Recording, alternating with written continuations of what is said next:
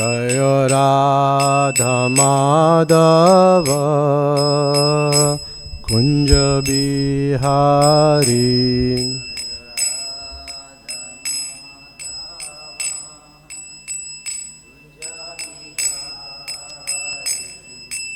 Gopi Jana Vallabha Girivaradhari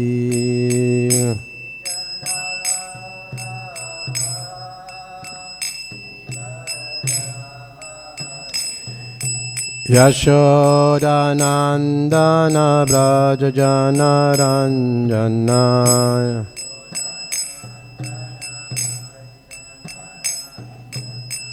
Jamuna Tira Vanachari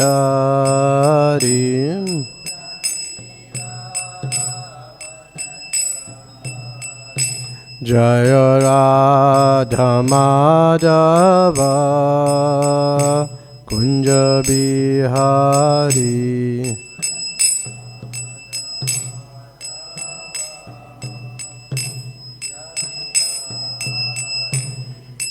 Gopi Jana Vallabha Girivaradhari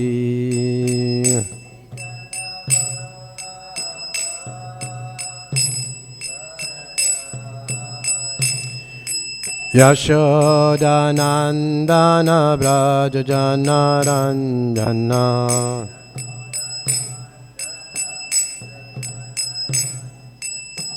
Jamuna Tira Vanachari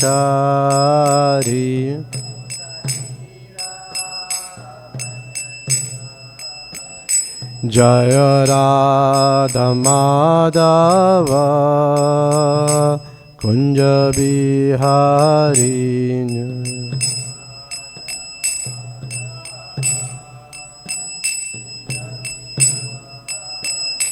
Jaya Radha Madhava Kunja Bihari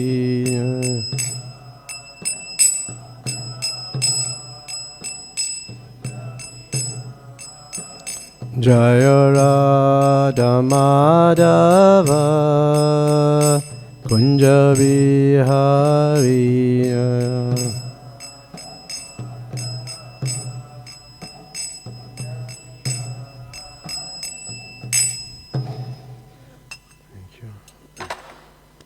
Jai Vishnupad Paramahamsa Pravijacharya, Astoru Shishimat, His Divine Grace, A.C. Bhaktivedanta Swami Prabhupada Ki. Jayam Vishnupad Paramahamsa Pravijacharya, Astoru Shishimat, His Divine Grace, Bhakti Siddhanta Saraswati Goswami Maharaj Prabhupada Ki. Anantikoti Vaishnava Vrinda Ki. Naam Acharya Slaidas Thakur Ki. Prem se kaho Sri Krishna Chaitanya Prabhu Nityananda Shri Advaita Gadadhara Shivasari Gaur Bhakta Vrinda Ki. Sisi Radha Krishna Gopa Gopinath Shyam Kun Radha Kun Giri Govardhan Ki. Vrindavan Navadip Dham Ki. Ganga Mai Jamuna Mai Ki. Bhakti Devi Tulasi Devi Ki.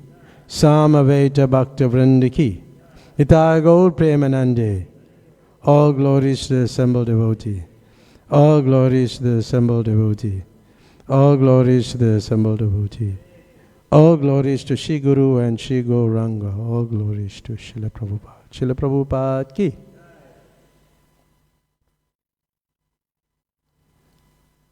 Hare Krishna to everybody. So today we're going to be reading from the Srimad Bhagavatam, the 4th canto, chapter 16, text number 6. Om Namo Bhagavate Vasudevaya.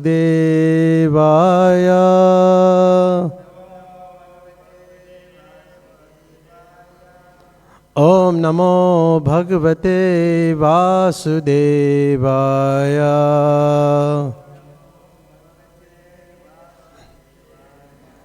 Om Namo Bhagavate Vasudevaya.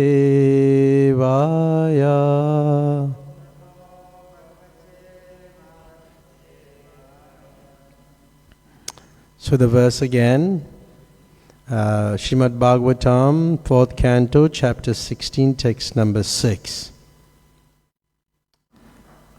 We'll do the word for, we'll read the synonyms first and then we will do the verse itself. Vasu Kale Upadate Kale Ayam Cha Ayam Vimunchati Sama Sarveshu Bhuteshu Pratapan Suryavad Vibhu Vasukala Upadate Kale Chayam Vimunchati Samasharveshu Bhuteshu Pratapan Suryavad Vibhu Vasukala Upadate Kale Chayam Vimunchati Samasharveshu Bhuteshu Pratapan Suryavad Vibhu Vasukala Upadate Kale Chayam Vimunchati Samasarveshu Bhuteshu Pratapan Suryavad Vibhu Vasukala Upadate Kale Chayam Vimunchati Samasarveshu Bhuteshu Pratapan Suryavad Vibhu Vasukala Upadate Kale Chayam Vimunchati Samasarveshu Bhuteshu Pratapan Suryavad Vibhu Vasukala Upadate Kale Chayam Vimunchati Samasarveshu Bhuteshu Pratapan Suryavad Vibhu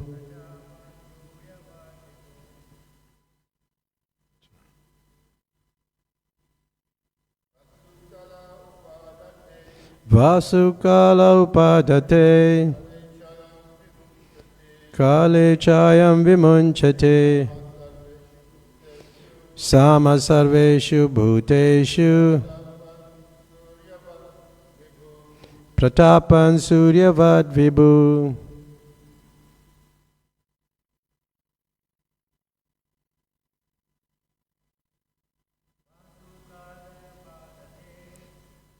Vasukala Upadate Kale Chayam Vimunchate Samasarveshu Bhuteshu Pratapan Suryavad Vibhu. Okay, we'll do the word for word. Vasu, riches. Kale, in due course of time. Upadate, exacts. Kale, in the due course of time. Cha, also. Ayam, this King Prithu. Vimunchati, returns. Sama, equal. Sarveshu, to all. Bhuteshu, living entities. Pratapan, shining. Suryeva, like the sun god. Vibhu, powerful. The translation. This King Prithu will be powerful as the sun god. And just as the sun god equally distributes his sunshine to everyone, King Prithu will distribute his mercy equally. Similarly, just as the sun god evaporates water for 8 months and during the rainy season returns it,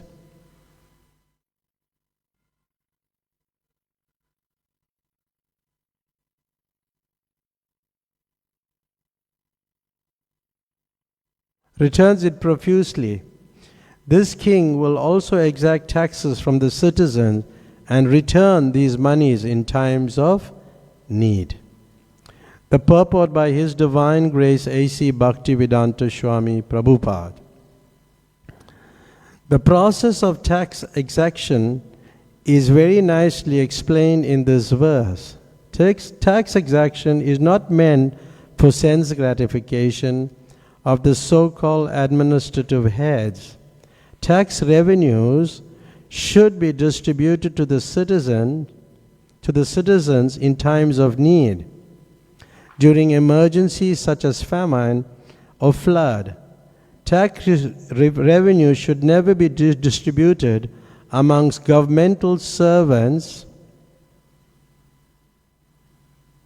in the form of high salaries and various other allowances. In Kali Yuga, however, the position of the citizens is very horrible because taxes are exacted in so many forms and are spent for the personal comforts of the administrators. The example of the sun is very appropriate. The sun is many millions of miles away from the earth. And although the sun does not actually touch the earth, it managed to distribute clouds all over the planet by extracting water from the oceans and seas. And in due course of time, the clouds pour water on earth during the rainy season. As an ideal king, King Prithu would execute all this business in the village and state as expertly as the sun. So in the purport, there are many points for discussion. But firstly, let me just go through the points that are mentioned that are quite interesting. Taking of taxes initially or firstly is not meant for sense gratification, but they're used in times of need when there's famine or floods, and they are not meant for payment of high salaries and allowances to public servants. And a very beautiful analogy of the sun is given in comparison to Prithu Maharaj, which we will discuss. So it's interesting that sometimes you wonder, who's a leader, because we often question that amongst ourselves. Who is a leader? And there's a difference between a manager and a leader. You get many managers, but you rarely get a leader. People can manage things. Managers are people who make things happen. But leaders make things happen for the people. So there's so much you could talk about from the corporate perspective of managers, leaders. But true leaders are like in the Vedic times. They would lead from the front. And that's very rare. And when one examines the qualities of a leader, there are a few things. His character, his competence, his compassion and anger. These 4 things are very important in a leader, irrespective of the institution. It could be in a spiritual institution, in a corporate environment, or in the public sector. These competencies one must have, or these characters, qualities. And this is very rare amongst leaders now. Character, competence, compassion, and courage. And knowledge is important to have knowledge. Knowledge where, as we learn from the Gita, Imam Visvita Yogam Proktavanam Avyam Vivasvan Manava Prabha Manurikshvakua Bravit. That where the Lord instructed this imperishable science of yoga to the sun god Vivaswan, and Vivaswan instructed to Manu, the father of mankind, and Manu then in turn instructed to Maharaj Ishvaku. So this knowledge, in the Prabhupada in the purport, he points out that this knowledge was given to people of the royal order, the sun planet, the king of all planets, are specially meant for the protection of the inhabitants, and therefore the royal order should understand the science of the Bhagavad Gita in order to be able to rule the citizens and protect them from material bondage and lust.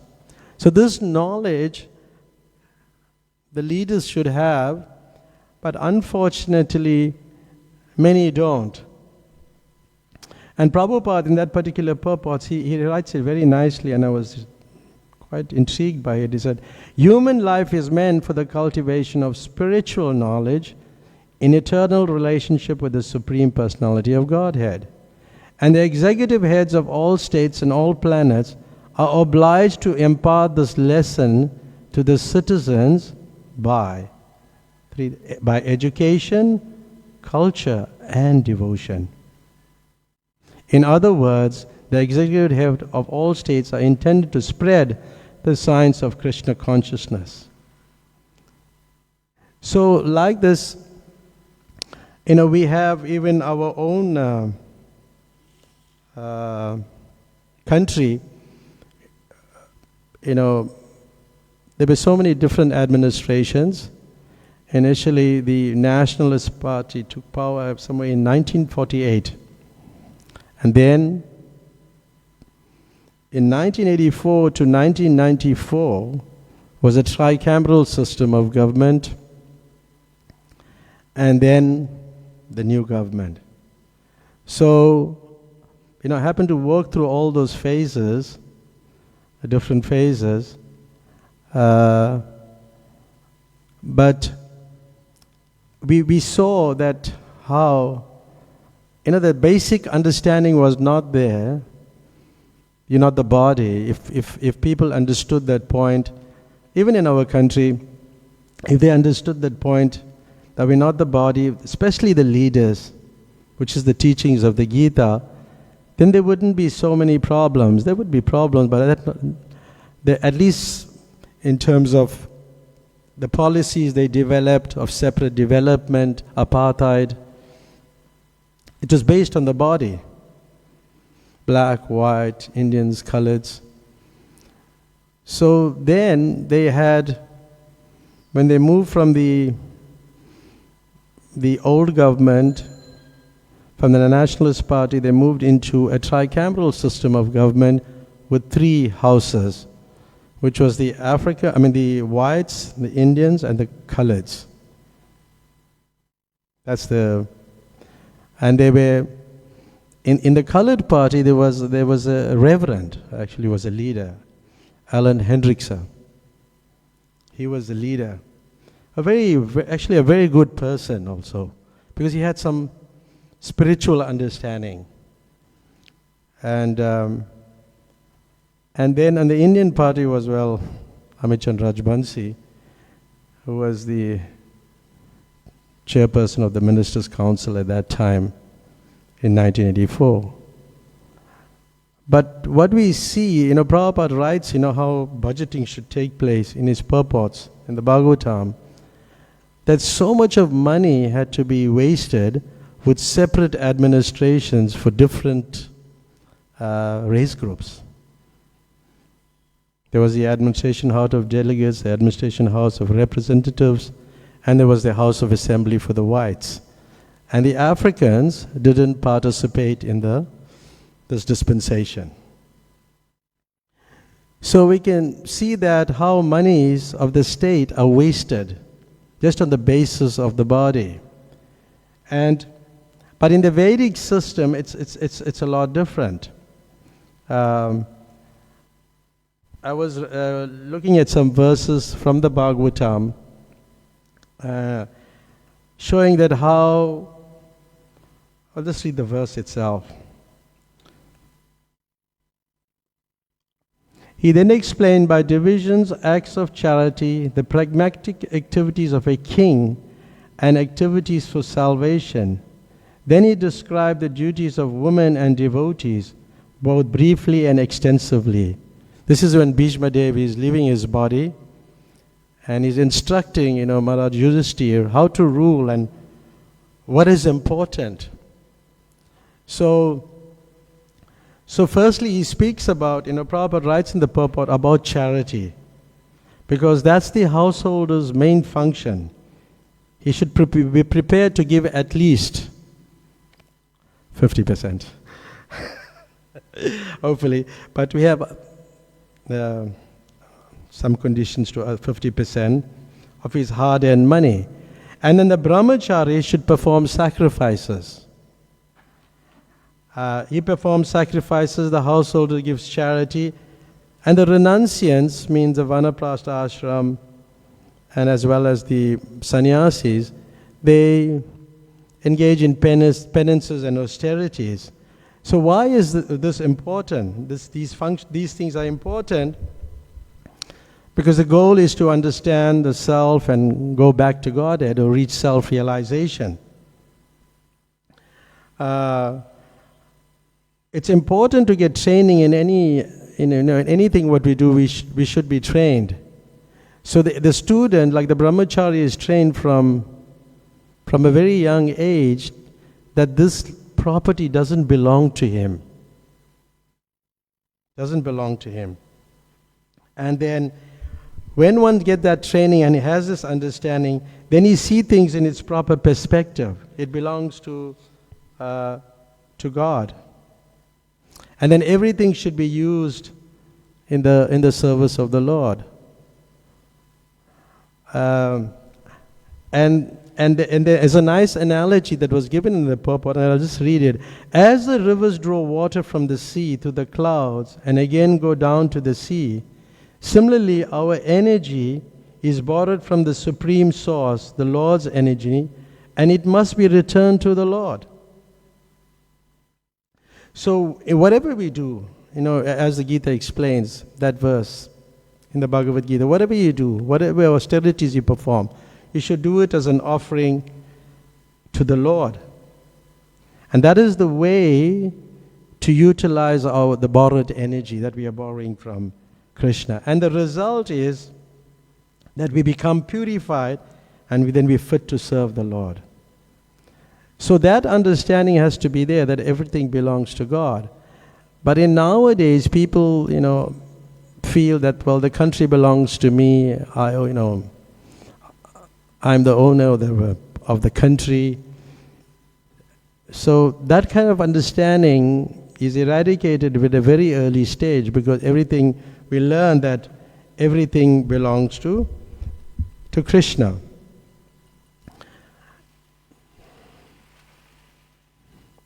Sisi Radha Radhanath Ki. So taxes, and about taxes, so that the kings, they were trained, according to Raj Dharma, according to the scriptures, the Manu Samhita, and different scriptures. And they wouldn't just collect taxes, just for the sake for their sense gratification, as it happens to be now, that people in political, in parliament or in government circles, they are using the taxes of people very freely. So the duty of the king was, as Prabhupada writes, is the father, the spiritual master, and the king are not to become irresponsible in the matter of leading their subjects to the path of ultimate liberation from birth, death, disease, and old age. So these duties were perfectly discharged by people, by kings in the Vedic times. Now, who cares about birth, old age, disease, and death, especially in terms of the government itself. And they occupy positions based, or they manipulate the votes. They do so many. They're so untrained. They become like rogues and thieves, and they steal so much of money from the public sector. If you read about in the papers, in the newspapers, and there's, even if you watch, you watch in the news, so much of corruption in all parts of the world. But pious kings, they were not lazy. They were helping their subjects. They were able to get rid of the dacoits, the thieves, and they knew how to deal with it. And taxation was very simple.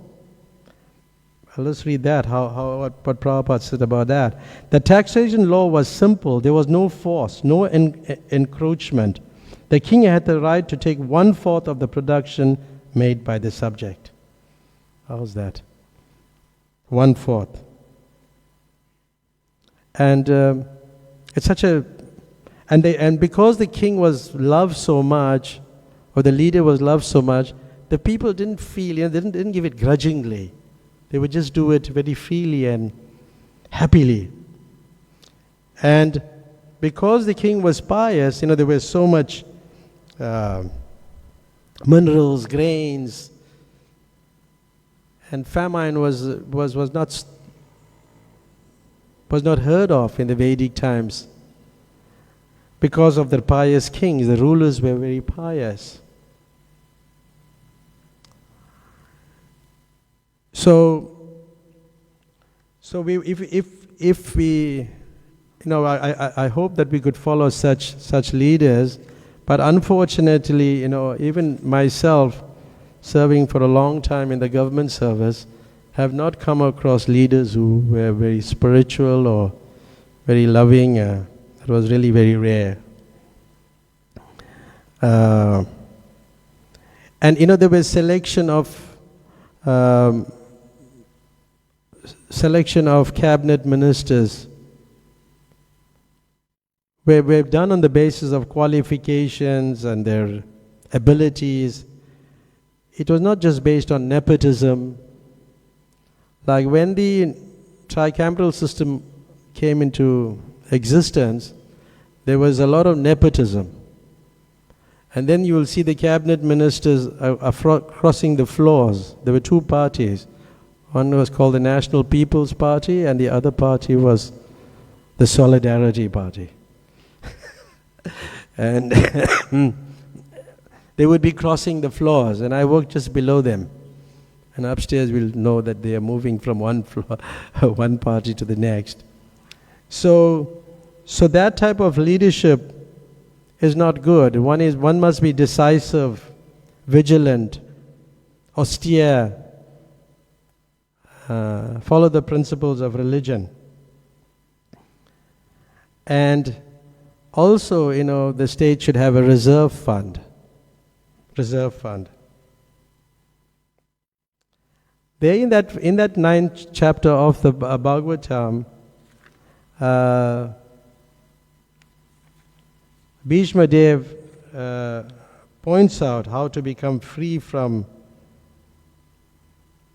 or to develop good principles. If one gets angry, he can overcome it by forgiving. And then, if to become free from unlawful desires, one should not make plans. By spiritual culture, one is able to conquer sleep. I mean, that's an interesting one. By spiritual culture, one is able to conquer sleep. By tolerance, one can conquer desires and avarice. Disturbance from various diseases can be avoided by regulated diets. This is quite interesting. Yeah. So various things like talkativeness can be avoided by gravity and silence. So these are the qualities that a leader should have, and it should be giving it to his subjects. And the woman should be protected.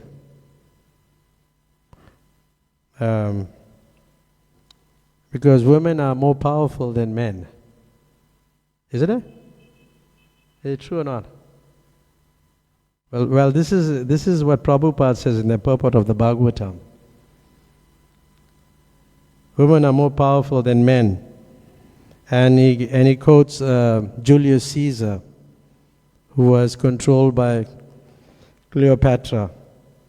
This is actually the name of Charu Chandi. Cleopatra. It's there in the purport. But also there's some qualities for the lady. Shyness. So they have to be, they have to be chaste.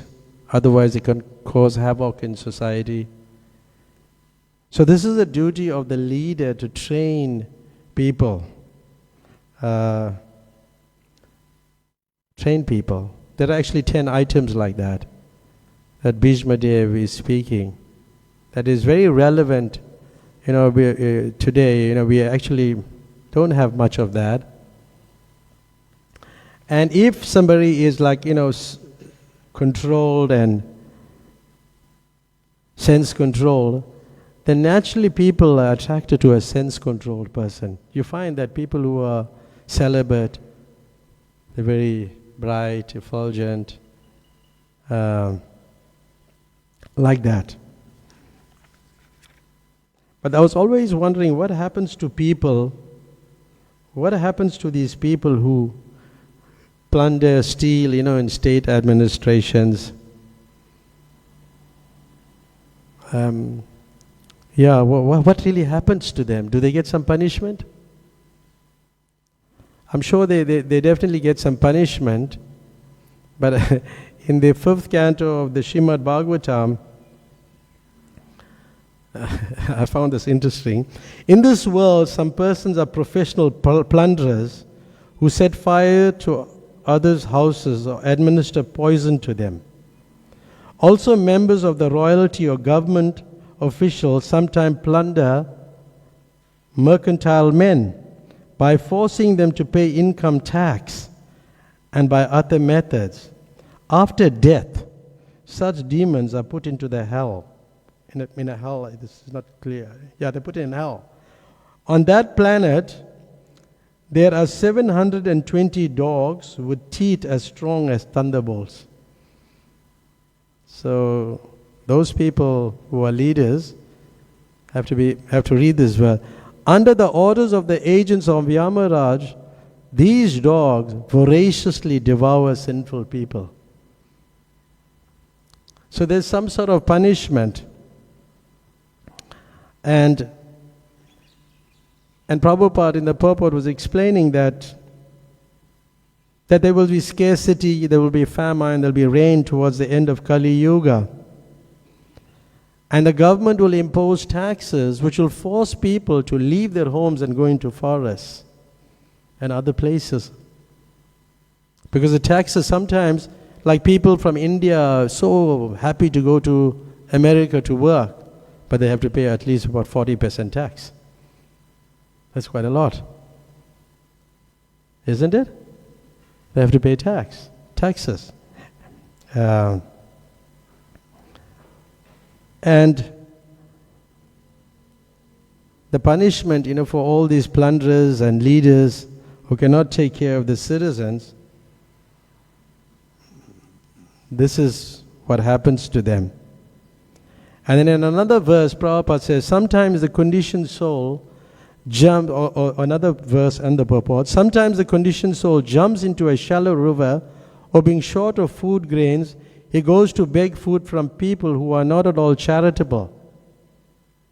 Sometimes he suffers from burning heat of household life, which is like forest fire, and sometimes he can become sad to have his wealth, which is as dear as his life, plundered by kings in the name of heavy income taxes. So that's the verse. And Prabhupada in the purport is saying that the person, he walks into the scorching heat, but then he takes shelter of a river. But that river, may not have so much water in it, and then he jumps into the river, onto the rocks or sand or whatever it is, and hurts himself. And he'll be bleeding. So it's bad. There'll come a time there'll be so much shortage of food. And the person go and ask his friend, okay, give me something, and then the friend refuses him. This happens, right? Sometimes you go to a very close friend to ask him, and then he will refuse. It causes the person pain. So the person, people who have a lot of money, they try to hide their money because they don't want to pay taxes. Then they change it and leave it in Surat or somewhere. They give it in, they take it and go to other parts of the world. They hide their money. They don't want to pay taxes. But that person who does that is in a way, he cheats the government for their revenue.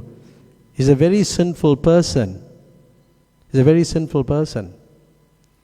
In the sense, there was an important point that I was reading just before I came here, that it is said, in the Chaitanya Charitamrita, I forget, or maybe just let me just go to it. I found that quite interesting. One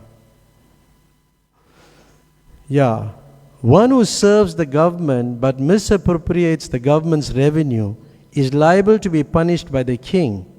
That is the verdict of all scriptures. The revenue of the government is more sacred than the property of a brahmana. That's quite interesting. I found that quite interesting. One who misappropriates the government's money and uses it to enjoy sense gratification is most sinful. So one has to be careful that he doesn't, misappropriate funds from the government. It's a very serious offense. And this is in the Antya Leela. It's mentioned there.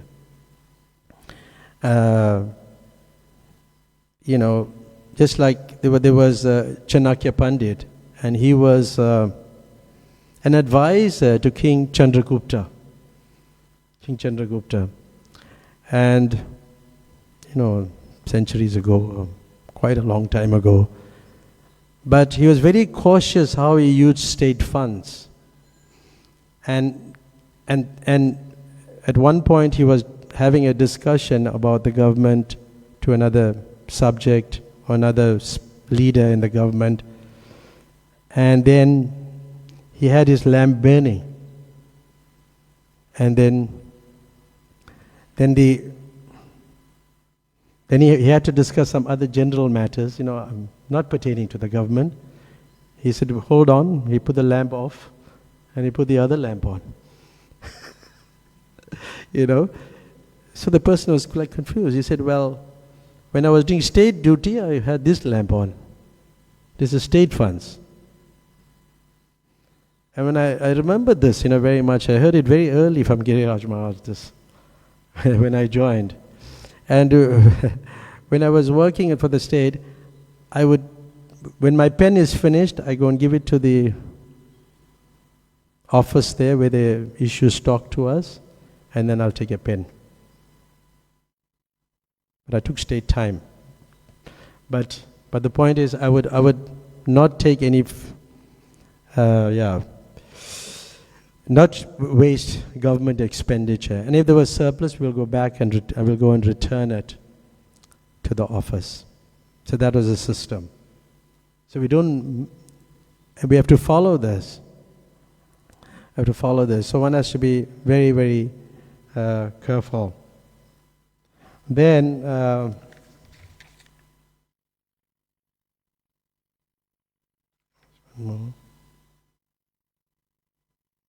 there's a few things. Yeah, so the Brahmins were like how, even Chanakya Pandit was a Brahman, and they would advise the kings, and they would advise the leaders, and that is required, Brahmins. And the Brahman's duty is that his occupation is that, the principal occupation for a Brahmin is worshipping the deity and teaching others how to worship. Studying the literatures and teaching the Vedic literatures. And accepting charity and giving charity. 6 duties. This is this is what a Brahman is meant to do.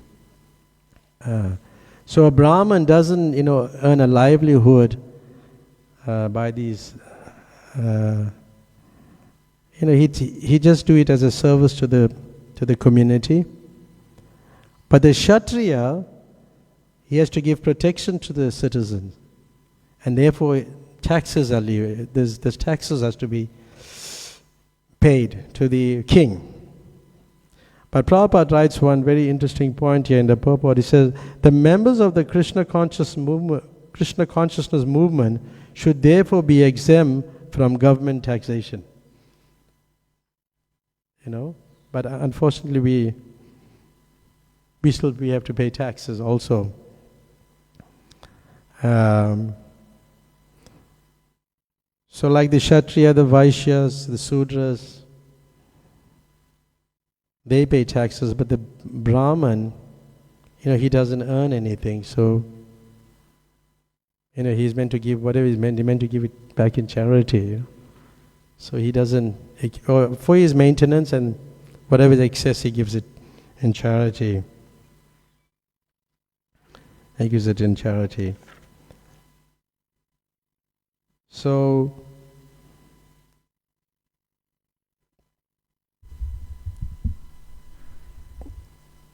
we were speaking about earlier on that when the taxation there's so much taxes are being taken away by the government, it'll become unbearable for people to live. And Prabhupada was speaking about the Pakistan and India war at one time, and how people, you still find people, who just left their homes and are still on the streets in East Bengal or in the railway stations. They're living there.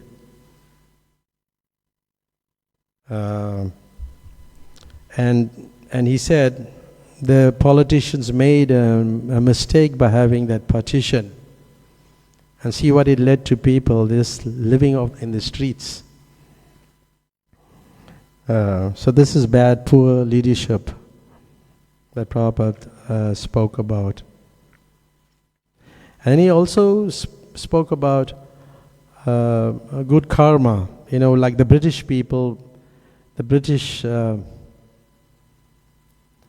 and they went to India, they took so much of wealth away. And then in his discussion in Hari Suri Prabhu's diary, he was explaining that the pound was being devalued. And he said that the British people exploited other nations, for getting that wealth. And now the pound is being devalued. So the good karma is getting exhausted. It's getting exhausted. And he said previously they had 17 people, I don't know, somehow he said 17 gardeners in their estates. And now that they were taxed so much that they just have to leave their estates. He's talking about the British people. And then it fell into the hands of Sudras. And he said different things at different times, but text about the British people. Even the British people were very proud, they would take the land from the people in India by force, and then they did some nasty things. He said they were so proud, these kings and these rajas, the leaders, took birth as camels, and they're looking down on people.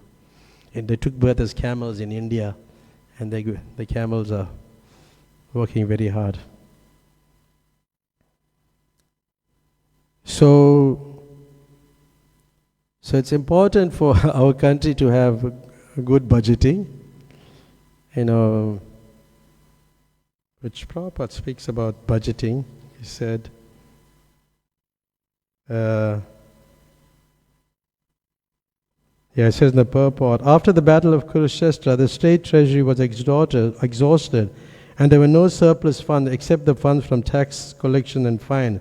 Such funds were sufficient only for the state budget, and having no excess funds, the king was anxious to get more wealth.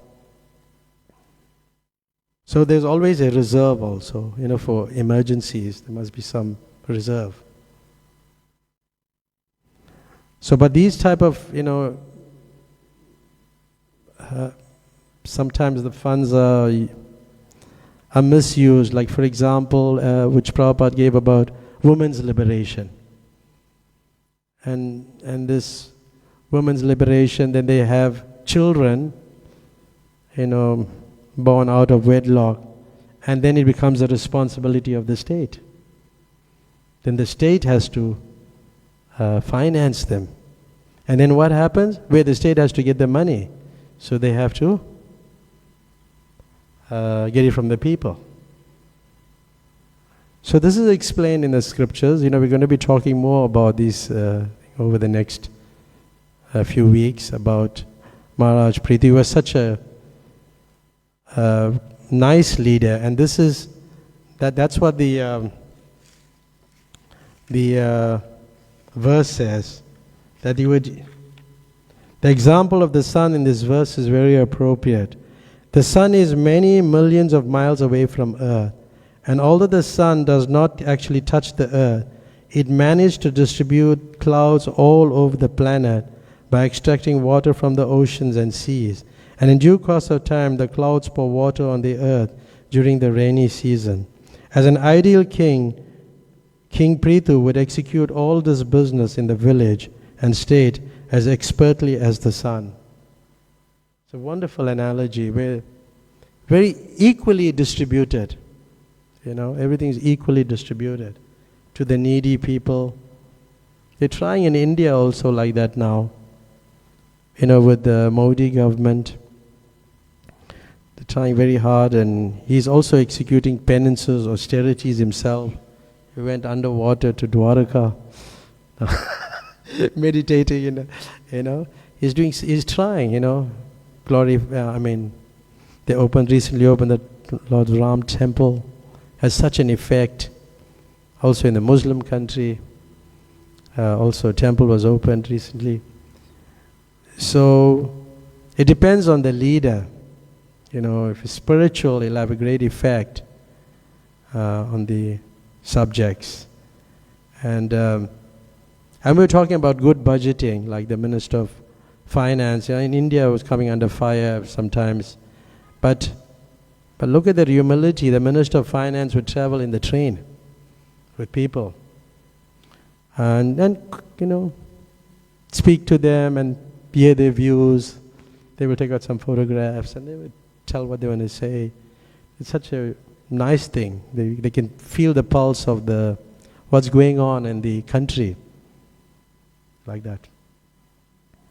That's very important to do. Unfortunately, it's not done, yeah. Like in my work environment also, we had to sometimes assess people's to give them a higher some incentive. It talks about allowances here in the allowances also. They want salaries, high salaries, allowances. So sometimes we have to... So one person, when I was reading it, we had to pick up shortcomings. So unfortunately we had to fault finding. But anyway, the guy said he had saved so much from the budget, and that was like a plus for him, that he wanted to get an incentive because he had made such a saving because he was involved in budgeting. So I thought about it and I said, I don't take that as a plus because that's bad budgeting. Because now the money is kept, it could have been utilized where there was a need for it. So it was not necessarily a plus for him. So good budgeting means it's equally distributed, One is intelligent enough to distribute equally, like it talks about these kings, how they would take the taxes and then they would distribute it equally to people and help the community. Yeah, and because I started my discussion on the basis of the body, and they were in the government service, different race groups were paid different salaries on different scales. Some were higher, some were lower, like that. So anyway, we should have more kings like Prithu Maharaj, and our life will become very blissful. Hare Krishna, thank you very much. Any comments or questions? We got a few minutes, 3 minutes.